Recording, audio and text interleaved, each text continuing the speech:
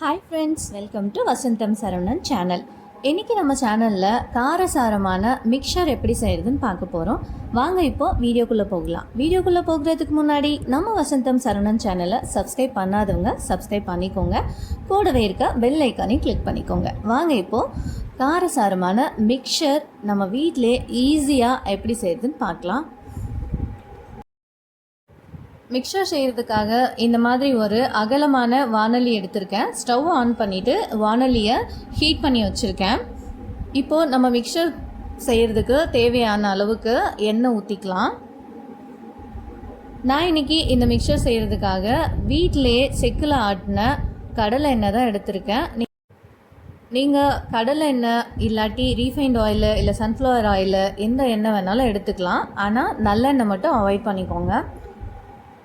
இப்போ இந்த எண்ணெய் நல்லா சூடாகட்டும். அதுக்குள்ளே நம்ம மிக்சர் செய்கிறதுக்கு தேவையான பொருட்கள்லாம் ரெடி பண்ணி வச்சுக்கலாம். நான் இன்றைக்கி மிக்சர் செய்கிறதுக்காக ஃபர்ஸ்ட் நம்ம காரபூந்தி செய்ய போகிறோம். அதுக்காக ஒரு 2 டம்ளர் அளவுக்கு கடலை மாவு எடுத்துக்கிறேன். இந்த கடலை மாவை ஆல்ரெடி நல்லா மாவு சலிக்கிற சல்லடையில் சலித்து எடுத்து வச்சுருக்கேன். அதுலேருந்து 2 டம்ளர் அளவுக்கு கடலை மாவு எடுத்துக்கிட்டேன். இப்போ அதே டம்ளரில் 1/2 டம்ளர் அளவுக்கு அரிசி மாவு எடுத்திருக்கேன். இப்போ இது எல்லாத்தையும் சேர்த்து நல்லா மிக்ஸ் பண்ணிக்கலாம். இது கூட காரத்துக்காக கொஞ்சமாக 1 ஸ்பூன் அளவுக்கு மிளகாத்தூள் சேர்த்துக்கிறேன். தனி மிளகாத்தூள். இந்த மிளகாத்தூளும் வீட்டிலே அரைச்ச மிளகாத்தூள். இப்போ இந்த 1 ஸ்பூன் மிளகாத்தூள் சேர்த்துட்டு இதில் கொஞ்சம் போல் பெருங்காயத்தூள் சேர்த்துக்கலாம்.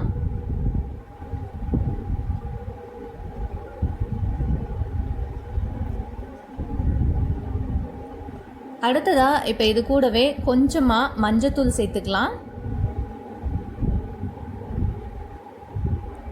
இப்போ இந்த காரபூந்திக்கு தேவையான அளவுக்கு உப்பு சேர்த்துக்கலாம்.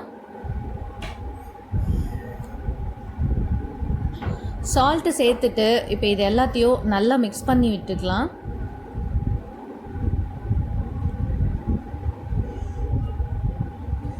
ஃபர்ஸ்ட் நம்ம சேர்த்துருக்க எல்லா பொருளையும் நல்லா மிக்ஸ் பண்ணி விட்டுட்டு கொஞ்சம் கொஞ்சமாக தண்ணி சேர்த்து இதை நல்லா மிக்ஸ் பண்ணி எடுத்துக்கலாம்.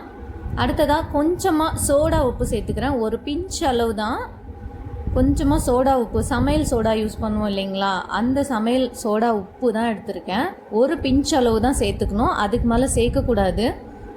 நீங்கள் வீடியோவில் பார்த்துருப்பீங்க, ரொம்பவே ஒரு பிஞ்ச் அளவு தான் சேர்த்துருப்பேன், அதிகமாக சேர்த்துருக்க மாட்டேன். 1/4 டீஸ்பூன் அந்த மாதிரிலாம் இல்லை, ஒரே ஒரு பிஞ்ச் அளவுக்கு மட்டும் எடுத்துக்கோங்க.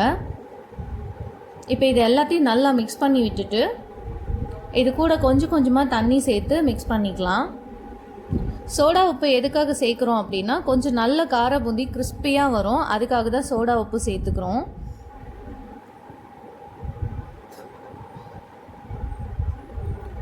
இப்போ கொஞ்சம் கொஞ்சமாக தண்ணி ஊற்றி இதை நல்லா கரைச்சி விட்டுக்கலாம்.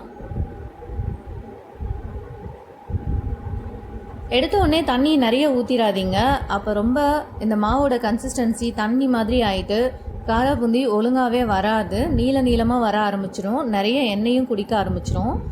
அதனால் கொஞ்சம் கொஞ்சமாக தண்ணி ஊற்றி கிட்டத்தட்ட ஒரு தோசை மாவு பதத்துக்கு இதை நம்ம நல்லா மிக்ஸ் பண்ணி எடுத்துக்கணும். ஆல்ரெடி எண்ணெய் காஞ்சிட்ருக்கு அடுப்பில். எதுக்காக எண்ணெயை காய வச்சுட்டு நம்ம இந்த மிக்சர் ரெடி பண்ணுறோம் அப்படின்னா, நம்ம இதில் சோடா உப்பு சேர்க்குறோம் இல்லைங்களா, அந்த சோடா உப்பு சேர்த்து உடனே நம்ம காரபூந்தி செய்ய ஆரம்பிச்சிடணும். கொஞ்சம் நேரம் லேட் பண்ணி செய்ய ஆரம்பித்தோம்னா அது காரபூந்தி பார்த்திங்கன்னா நல்லா எண்ணெய் குடிக்க ஆரம்பிச்சிடும். அதுக்காக தான் ஃபர்ஸ்ட் எண்ணெயை நல்லா காய வச்சுட்டு அதுக்கப்புறம் காரபூந்தி செய்கிறதுக்கான இந்த மிக்சரை வந்து ரெடி பண்ணிகிட்ருக்கோம்.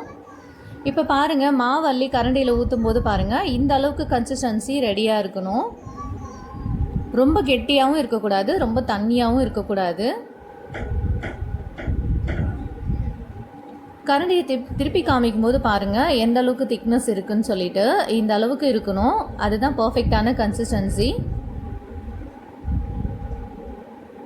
இப்போ நம்ம ஹீட் பண்ணி வச்சுருக்கோம் இல்லையா எண்ணெய், அது நல்லா காயணும். நல்லா காஞ்ச பிறகு தான் காரபூந்தி நம்ம போடணும். அப்படி இல்லை அப்படின்னாக்கா சீக்கிரமாக அந்த காரபூந்தி நல்லா உருண்டையாக வராது, நல்லா எண்ணெய் குடிக்க ஆரம்பிச்சிடும், அடியில் போய் அப்படியே தங்கிடும்.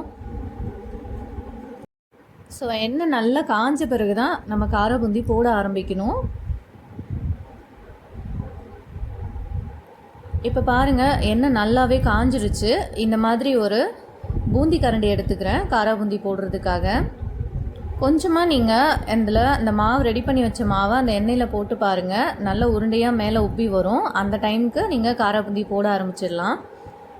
இந்த மாதிரி பூந்தி கரண்டியில் தேவையான அளவுக்கு மாவு சேர்த்துட்டு இன்னொரு கரண்டியை வச்சு இந்த மாதிரி நம்ம டிப் பண்ணி விட்டோம்னா அழகாக குண்டு குண்டாக காரா பூந்தி மேலே எழும்பி வர ஆரம்பிக்கும்.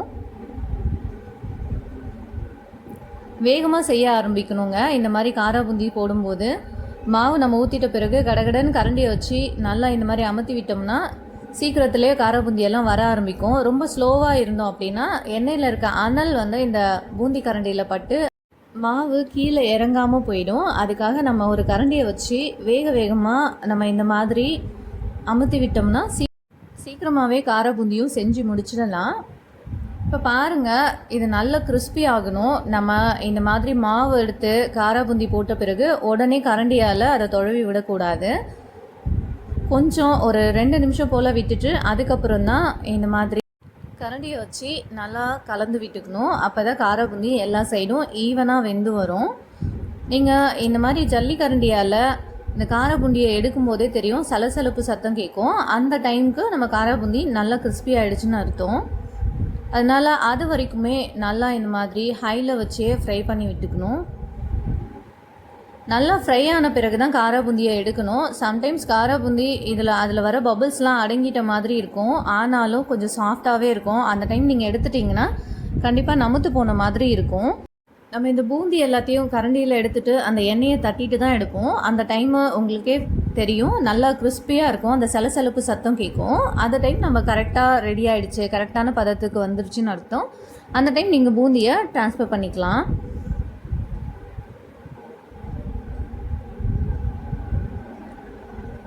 இப்போ பாருங்கள், காரா பூந்தி நல்லா கிறிஸ்பி ஆகிடுச்சு.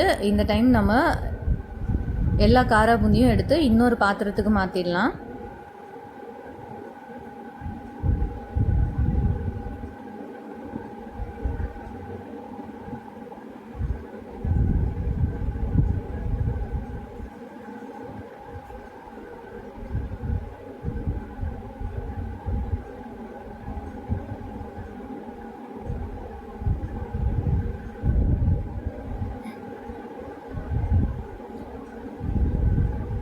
அடுத்த செட்டு காரா பூந்தி போடும்போது நம்ம கொஞ்ச நேரம் வெயிட் பண்ணி தான் போடணும். ஒரு செட்டு நம்ம காரா பூந்தி எடுத்துட்டோம் அப்படின்னா உடனே அடுத்த செட்டு மாவு எடுத்து காரா பூந்தி போடக்கூடாது. அப்படி சேர்க்க ஆரம்பித்தோம்னா இந்த எண்ணெயோட அனல் ஓரளவுக்கு குறைஞ்சிருக்கும். அந்த டைம் சேர்த்தோம் அப்படின்னாக்கா காரா பூந்தி உருண்டையாக வராது, நீளமாக கொஞ்சம் தட்டையாக வர ஆரம்பிக்கும். ஒரு டைம் காரா பூந்தி போட்டு எடுத்துட்ட பிறகு ஒரு 2 நிமிஷம் கேப் விட்டு திரும்பவும் எண்ணெய் நல்லா சூடான பிறகு தான் அடுத்த செட்டு காரா பூந்தி நம்ம செய்ய ஆரம்பிக்கணும். இந்த டிப் நல்லா மனசில் வச்சுக்கோங்க. இதே மெத்தடில் தான் லட்டுக்குமே நம்ம பண்ணுவோம். ஒவ்வொரு டைம் நம்ம பூந்தியை பொரித்து எடுத்த பிறகும் ஒரு நிமிஷம் இல்லாட்டி 2 நிமிஷம் நல்லா எண்ணெய் சூடான பிறகு தான் அடுத்த செட்டு பூந்தியை நம்ம செய்ய ஆரம்பிக்கணும்.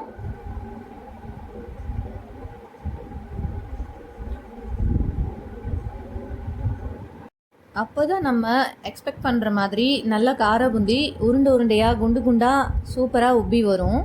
அதுக்காக இந்த மெத்தடை ஃபாலோ பண்ணிக்கோங்க.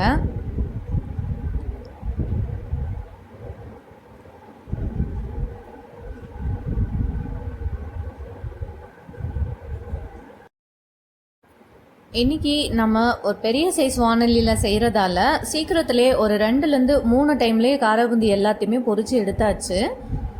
இப்போ செகண்ட் செட்டு காரா பூந்தியும் பொரிச்சாச்சு.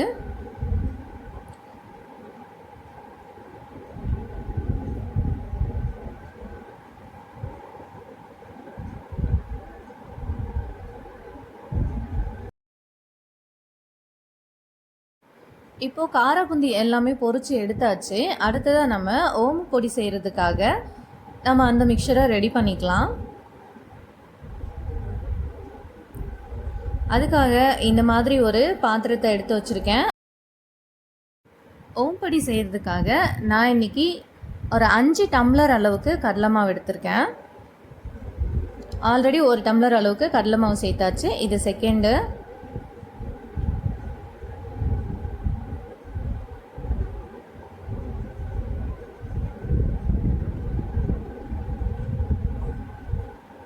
லாஸ்ட்டு 5வது டம்ளர் கடலை மாவும் சேர்த்தாச்சு. நீங்கள் எந்த டம்ளரில் இந்த கடலை மாவு எல்லாத்தையும் அளக்குறீங்களோ அதே டம்ளர்லேயே நீங்கள் அரிசி மாவையும் அளந்துக்கோங்க. இந்த ஓம்பொடி செய்கிறதுக்காக மொத்தமாக 5 டம்ளர் அளவுக்கு கடலை மாவு எடுத்தாச்சு. இப்போ அதே டம்ளரில் 2.5 டம்ளர் அளவுக்கு அரிசி மாவு எடுத்துக்கிறேன். இது எல்லாமே நல்லா ஆல்ரெடி சலிச்சு வச்சுருக்கிற அரிசி மாவு கடலை மாவு தான். 5 டம்ளர் கடலை மாவுக்கு 2.5 டம்ளர் அளவுக்கு அரிசி மாவு எடுத்துக்கிட்டேன். பாதிக்கு பாதி அளவு அப்படின்ற மாதிரி எடுத்துக்கோங்க. அதாவது ஒரு டம்ளர் கடலை மாவுனா அதுக்கு 1/2 டம்ளர் அளவுக்கு அரிசி மாவுன்ற மாதிரி அளவு எடுத்துக்கோங்க. இப்போ 5 டம்ளர் கடலை மாவு அது கூட 2.5 டம்ளர் அரிசி மாவு சேர்த்துட்டு ஒரு 2 ஸ்பூன் அளவுக்கு தனி மிளகாத்தூள் அதை சேர்த்துக்கிறேன். உங்களுக்கு காரம் எந்த அளவுக்கு மிக்சர் தேவையோ அந்த அளவுக்கு நீங்கள் காரம் சேர்த்துக்கோங்க. இப்போ கொஞ்சமாக இதில் உப்பு சேர்த்துக்கிறேன். இந்த ஓம்பொடிக்கு தேவையான அளவுக்கு உப்பு சேர்த்துக்கிறேன்.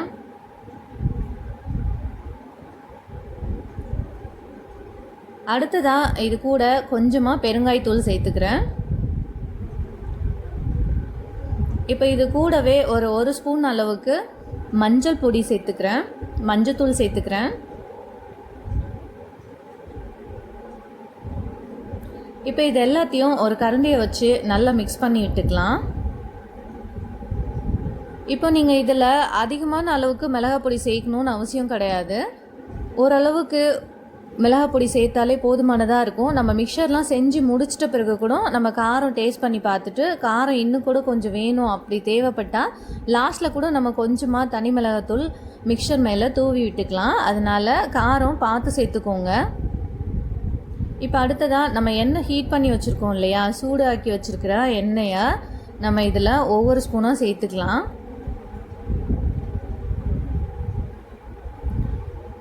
ஒரு டம்ளர் மாவுக்கு 1 ஸ்பூன் அளவுக்கு எண்ணெய், நல்லா சூடு பண்ண எண்ணெயை சேர்த்துக்கிறேன்.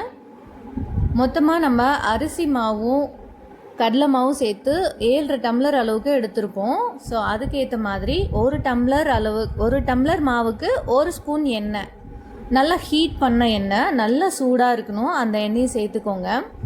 எண்ணெய் கண்டிப்பாக சூடாக இருந்து மாவில் சேர்த்து நம்ம கையால் பிசையும் போது கண்டிப்பாக சூடாக இருக்கும். அதனால் ஒரு கரண்டியை வச்சு நல்லா மிக்ஸ் பண்ணி விட்டுட்டு அதுக்கப்புறமா கையை வச்சு நல்லா பிசைஞ்சு விட்டுக்கலாம்.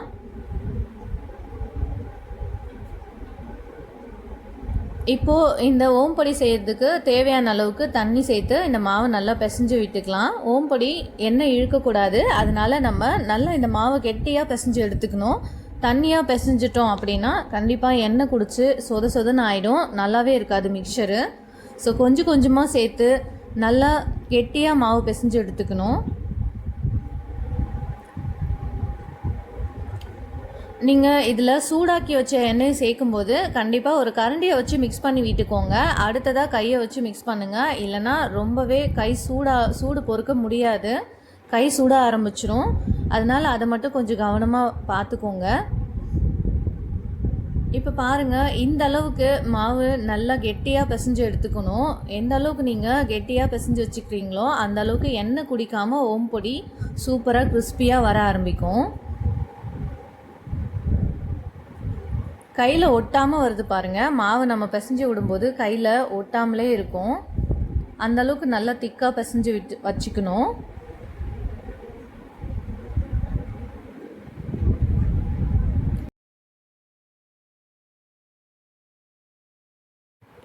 பாருங்கள், இந்த அளவுக்கு நல்லா சாஃப்டாக இந்த ஓம்பொடிக்கான மாவை பிசைஞ்சு எடுத்துக்கணும்.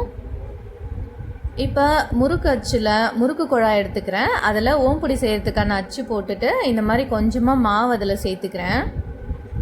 நான் இன்றைக்கி இந்த ஸ்க்ரூ டைப் மாதிரி இருக்கும் அந்த மாதிரியான ஒரு முறுக்கு குழாய் தான் எடுத்திருக்கேன். அதில் செய்யும்போது நமக்கு ரொம்பவே ஈஸியாக இருக்கும்.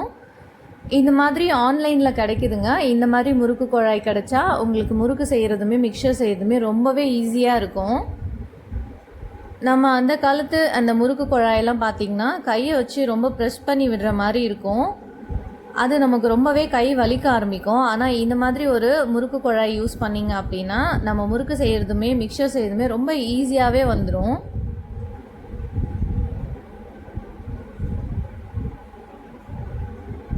இப்போது எண்ணெய் நல்லா காஞ்சிடுச்சு, நல்லா சூடாக இருக்கணும் எண்ணெய். அந்த ஸ்டேஜில் நம்ம இந்த ஓம்பொடியை போட்டு எடுத்துக்கலாம். எண்ணெய் நல்லா காயலைன்னா கண்டிப்பாக எண்ணெய் குடிக்க ஆரம்பிச்சிரும். அதனால் ஒரு டைம் நல்லா ஏதாவது மாவு இதில் போட்டு டெஸ்ட் பண்ணி பார்த்துட்டு அதுக்கப்புறமா ஓம் பொடியை டைரெக்டாகவே நம்ம எண்ணெயில் புழிய ஆரம்பிச்சிடலாம்.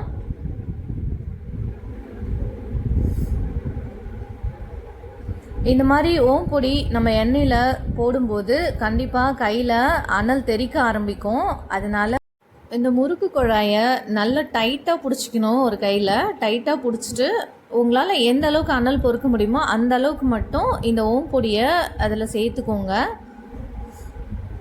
ரொம்ப அனல் அடிக்க ஆரம்பிச்சிடுச்சுன்னா அதுக்கு மேலே போட வேண்டாம். ஏன்னா சம்டைம்ஸ் நம்ம அனலாக இருக்குன்னு கையை லூஸாக விட்டுருவோம். அதுக்காக தான் அனல் பொறுக்கிற அளவுக்கு மட்டும் இந்த ஓம் பொடியை நல்லா எண்ணெயில் புழிஞ்சு விட்டுக்கலாம். முறுக்கு குழாயை நல்லா டைட்டாக பிடிச்சிக்கோங்க. பிடிச்சிட்டு அதுக்கப்புறமா இந்த ஓம் பொடியை சேர்க்க ஆரம்பிச்சுக்கலாம். மேக்ஸிமம் நம்ம ஓம் பொடி புழியும் போதெல்லாம் ரொம்ப நேரம் ஆகாது இது வேகிறதுக்கு, உடனேவே கிறிஸ்பி ஆகிடும். அதனால் அடுத்தடுத்து நம்ம மாவு சேர்த்து ரெடி பண்ணி வச்சுக்கணும். பாருங்கள், ஒரு நிமிஷத்துலேயே நல்ல கிறிஸ்பியான ஓம் பொடி ரெடி ஆகிடுச்சு. நான் இன்றைக்கி இந்த மிக்சர் செய்கிறதுக்காக கடலை எண்ணெய் தான் சேர்த்துருக்கேன். அதனால் கொஞ்சம் நொரை மாதிரி பொங்கி வருது. நீங்கள் நார்மலாக ரீஃபைண்ட் ஆயில் யூஸ் பண்ணும்போது இந்த மாதிரி வராது. ஒரு 2 டைம் நம்ம இந்த ஓம் பொடியை நல்லா திருப்பி விட்டோம்னா எல்லா சைடும் வெந்து நல்லா கிறிஸ்பியாக வரும். அதுக்காக தான் இந்த மாதிரி திருப்பி விட்டு எடுத்துக்கிறேன். நீங்கள் இந்த ஓம் பொடி பார்க்கும்போதே தெரியும், ஆல்மோஸ்ட் நல்லா கிறிஸ்பியாக வந்திருக்கு. எண்ணெய்லாம் குடிக்கவே இல்லை. நம்ம ஒரு டைம் இந்த மாதிரி வீட்டில் மிக்சர் செஞ்சிட்டோம் அப்படின்னா நம்ம கடையிலலாம் மிக்சர் வாங்கணுன்ற எண்ணமே வராது. ஒரு கொஞ்ச நேரத்தில் அதிகபட்சம் இதுக்கு ஒரு ½ அன் ஹவர் தான் ஆச்சு. ½ அன் ஹவர்லேயே நம்ம ஒரு 1.5 கிலோலேருந்து 2 கிலோ அளவுக்கு மிக்சர் செஞ்சு முடிச்சிடலாம். நல்ல கிறிஸ்பியான டேஸ்டியான எண்ணெய் குடிக்காத ஒரு சூப்பரான மிக்சரை நம்ம வீட்டிலே செஞ்சிடலாம்.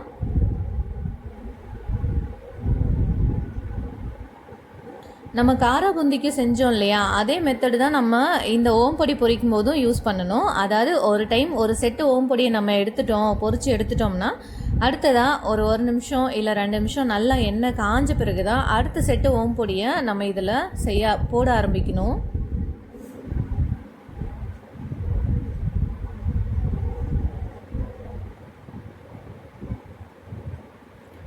பாருங்கள், எண்ணெய் நல்லா காஞ்சிருந்தால் தான் நீங்கள் ஓம் பொடி இதில் இந்த மாதிரி புழியும் போது டக்குன்னு மேலே எழும்பி வரும். இல்லைன்னா அடியில் போய் நின்று 1 நிமிஷத்துக்கு அப்புறமா எழும்பி வரும். அப்போவே உங்களுக்கு நல்லா தெரிஞ்சிடும் இது எண்ணெய் குடிக்கும் அப்படின்னு சொல்லிட்டு. அந்த டைம் வரும்போது நீங்கள் இன்னுமே நல்லா எண்ணெயை ஹீட் பண்ணி அடுத்த செட்டு ஓம் பொடியை செய்ய ஆரம்பிக்கலாம்.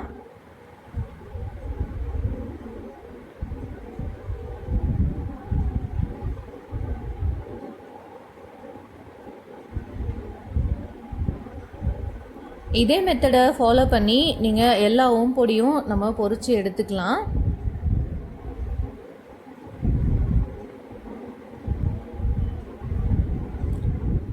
நீங்கள் காரா பூந்தி செய்கிறதா இருந்தாலும் இல்லாட்டி ஓம் பொடி செய்கிறதா இருந்தாலும் இந்த மிக்சர் நம்ம செய்யும்போது கண்டிப்பாக ஸ்டவ் ஹை ஃப்ளேமில் தான் இருக்கணும். லோ ஃப்ளேமில் மீடியம் ஃப்ளேமில் மாற்றி மாற்றி வச்சு செய்யக்கூடாது. ஸோ அதுக்கேற்ற மாதிரி பார்த்துக்கோங்க. உடனே நம்ம மாவு எடுத்து ஓம் பொடி போடுற மாதிரியும் இருக்கும், ஸ்டவ்வும் ஹை ஃப்ளேம்லேயே இருக்கும். ஸோ கடகடன்னு செய்கிற மாதிரி இருந்தால் தான் நம்ம இதை செய்ய முடியும். இல்லைனா உங்களுக்கு இந்த முறுக்கு குழாயில் மாவு மாற்றும் போது கொஞ்சம் டைம் கண்டிப்பாக எடுக்கும். அந்த டைமில் ஸ்டவ்வை ஸ்லோ ஃப்ளேமில் வச்சுட்டு முறுக்கு குழாயில் நம்ம மாவு எல்லாத்தையும் சேர்த்துட்டு அதுக்கப்புறமா திரும்பவும் ஸ்டவ்வை நல்லா ஹை ஃப்ளேமில் வச்சுட்டு நல்லா எண்ணெய் சூடான பிறகு அடுத்த செட்டு காரா பூந்தி இல்லை ஓம் பொடி இந்த மாதிரி நம்ம போட்டு எடுத்துக்கலாம் ஹை ஃப்ளேமில் வச்சு. இந்த மெத்தடை நீங்கள் ஃபாலோ பண்ணிக்கோங்க. ஸ்லோ ஃப்ளேமில் வச்சுட்டு அடுத்ததான் நீங்கள் இந்த மாவெல்லாம் மாற்றிட்டு அடுத்தது திரும்பவும் ஹை ஃப்ளேமில் வச்சு நல்லா சூடான பிறகு நீங்கள் ஓம் பொடியோ இல்லாட்டி காரா பூந்தியோ நம்ம பொரித்து எடுத்துக்கலாம்.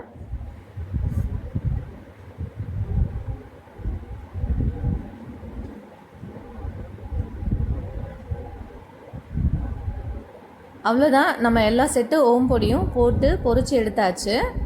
நான் இன்றைக்கி இந்த வானல் ஃபுல்லாலாம் எண்ணெய் யூஸ் பண்ணல. ஏன்னா நம்ம அடிக்கடி எண்ணெயை ஹீட் பண்ணி யூஸ் பண்ணக்கூடாதுன்றதால கொஞ்சமாகவே எண்ணெய் சேர்த்து அதிலே மேக்ஸிமம் மிக்சர் எல்லாத்தையுமே பொரித்து எடுத்துடணும்னு சொல்லிட்டு தான் இந்த மாதிரி கொஞ்சம் எண்ணெயிலே பண்ணிகிட்ருக்கேன். இப்போது ஓம் பொடி எல்லாமே பொரிச்சு எடுத்தாச்சு. ஆல்ரெடி நம்ம காரா பூந்தியும் எடுத்து வச்சிட்டோம். அடுத்ததாக நம்ம இந்த மிக்சருக்கு தேவையான அவல் எடுத்துக்கலாம். அவல் பொரிச்சு எடுத்துக்கலாம் நம்ம இப்போ இதில்.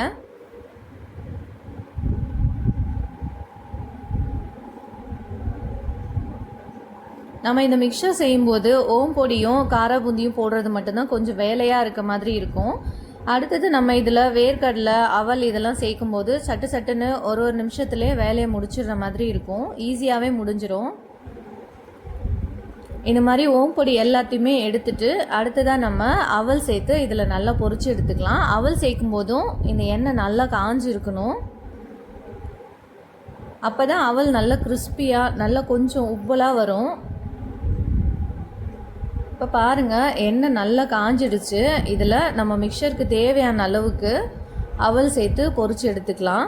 ஃபர்ஸ்ட் நான் கொஞ்சமாக அவல் சேர்த்து பார்க்குறேன் எண்ணெய் எந்த அளவுக்கு காஞ்சிருக்குன்னு சொல்லிட்டு. அதுக்கப்புறமா தான் மீதி இருக்க அவலை சேர்த்துக்கிறேன் இது கூட.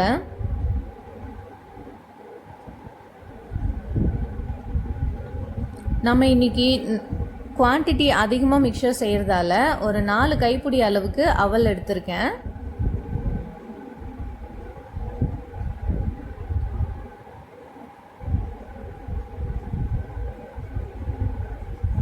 இப்போ இதை நல்லா 4 சைடும் நல்லா திருப்பி விட்டு அதுக்கப்புறமா இந்த எண்ணெயெல்லாம் வடிகட்டிட்டு இந்த அவல் எடுத்து மிக்சரில் சேர்த்துக்கலாம்.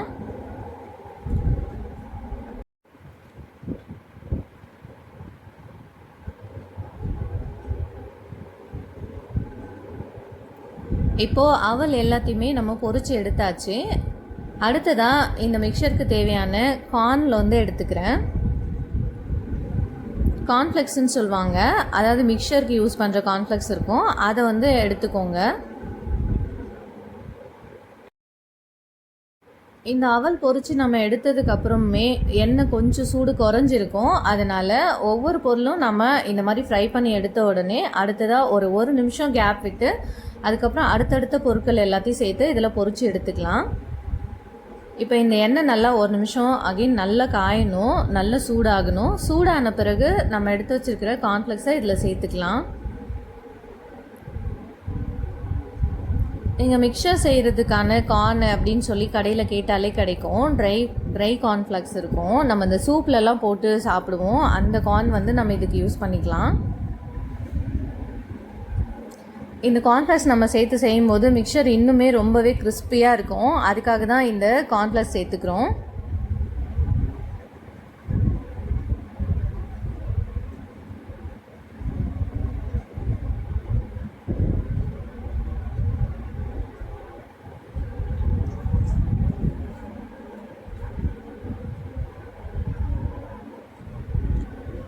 இப்போ இந்த கார்ன்ஃப்ளெக்ஸ் எல்லாத்தையுமே பொரித்து எடுத்தாச்சு.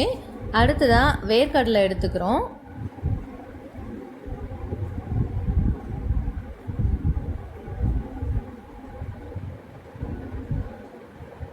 வேர்க்கடலையை நீங்கள் எண்ணெயில் பொரிக்கும் போது ஸ்லோ ஃப்ளேம்லேயே வச்சுக்கலாம். ஏன்னா எண்ணெயில் அந்த வேர்க்கடலை நல்லா கிறிஸ்பியாக வர வரைக்கும் போதுமானதாக நம்ம ஃப்ரை பண்ணி, அதனால ஹை ஃப்ளேமில் இருக்கணும்னு அவசியம் கிடையாது.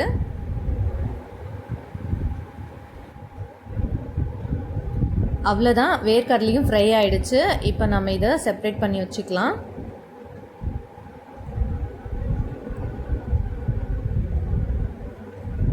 மிக்சர் செஞ்சு முடிக்கும் போதெல்லாம் ஆல்மோஸ்ட் எண்ணெயும் கொஞ்சம் குறைஞ்சிருச்சு. ஆல்ரெடி நம்ம கொஞ்சமாக தான் எண்ணெய் யூஸ் பண்ணியிருந்தோம். இப்போ இந்த வேர்க்கடலையை ஃப்ரை பண்ணி எடுத்துகிட்டு ஸ்டவ் எல்லாம் ஆஃப் பண்ணிடலாம். ஆஃப் பண்ணிவிட்டு அதுக்கு அடுத்து தான் நம்ம கருவேப்பிலையை இது கூட சேர்த்துக்கலாம். கருவேப்பிலை ஈரமாக இருக்கக்கூடாது.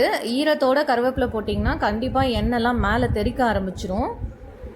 நல்லா ட்ரை பண்ணி வச்சுருக்கிற கருவேப்பிலையை நம்ம இந்த எண்ணெயில் சேர்த்துக்கலாம். கண்டிப்பாக அதுக்கு முன்னாடி ஸ்டவ்வை ஆஃப் பண்ணிவிடுங்க. இந்த எண்ணெயில் இருக்க சூடே ஆல்ரெடி போதுமானதாக இருக்கும். நான் ஆல்ரெடி ஸ்டவ்வை ஆஃப் பண்ணிட்டேன். வேர்க்கடலையை சேர்த்துட்டு ஒரு நிமிஷத்துலேயே அப்போவே ஸ்டவ்வை ஆஃப் பண்ணிட்டேன். ஏன்னா எண்ணெயில் இருக்க சூடே வேர்க்கடலை பொரிக்கிறதுக்கும் போதுமானதாக இருக்கும்.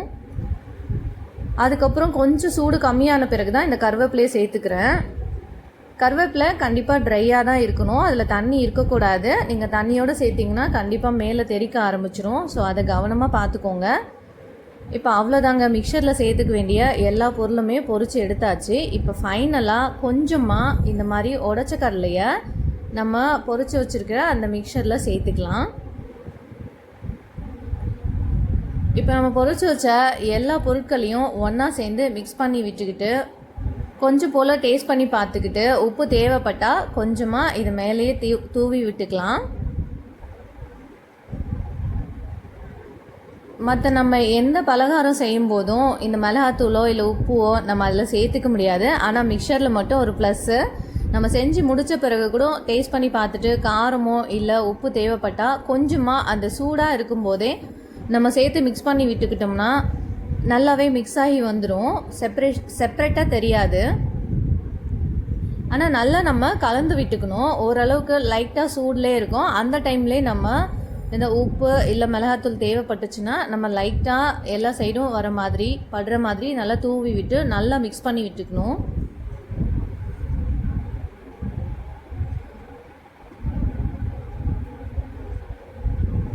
மிக்சர் எல்லாம் ரெடி பண்ணி முடிச்சுட்டு லாஸ்ட்டாக இந்த கருவேப்பிலையை சேர்த்துக்கிறேன். ஏன்னா நம்ம கருவேப்பிலை சேர்த்து உடனே மிக்ஸ் பண்ண ஆரம்பித்தோம்னா கருவேப்பிலையெல்லாம் நல்லா உடஞ்சி போயிடும். அதுக்காக ஃபைனலாக சேர்த்துக்கிறேன் கருவேப்பிலையை.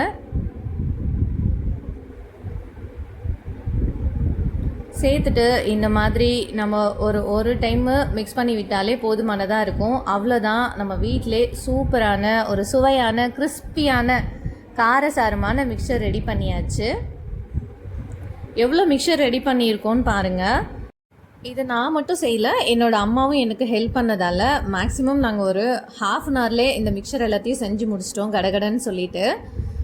இதே மெத்தடில் நீங்களும் உங்கள் வீட்டில் இந்த ரெசிபியை செஞ்சு பாருங்கள். இந்த மிக்சர் உங்களுக்கு ரொம்பவே பிடிக்கும். நல்ல கிறிஸ்பியான சூப்பரான சுவையான மிக்சர் வீட்லேயே நம்ம ரெடி பண்ணிக்கலாம். அதுக்கப்புறம் கடையில் வாங்கணுன்னு அவசியமே இருக்காது. ஒரு டைம் செஞ்சு பாருங்கள், உங்களுக்கு அதுக்கப்புறம் இது மெத்தட் ரொம்பவே ஈஸியாக இருக்கும். கொஞ்சம் கூட எண்ணெய் குடிக்காத ரொம்ப கிறிஸ்பியான காரசாரமான மிக்சர் வீட்டிலே செஞ்சாச்சு. கண்டிப்பாக இந்த மிக்சரை உங்கள் வீட்டில் செஞ்சு பாருங்கள். டேஸ்ட் எப்படி இருந்ததுன்னு கமெண்ட் பண்ணுங்கள். இந்த வீடியோ உங்களுக்கு ரொம்ப பிடிச்சிருந்தா லைக் பண்ணுங்கள், ஷேர் பண்ணுங்கள். தேங்க்ஸ் ஃபார் வாட்சிங்.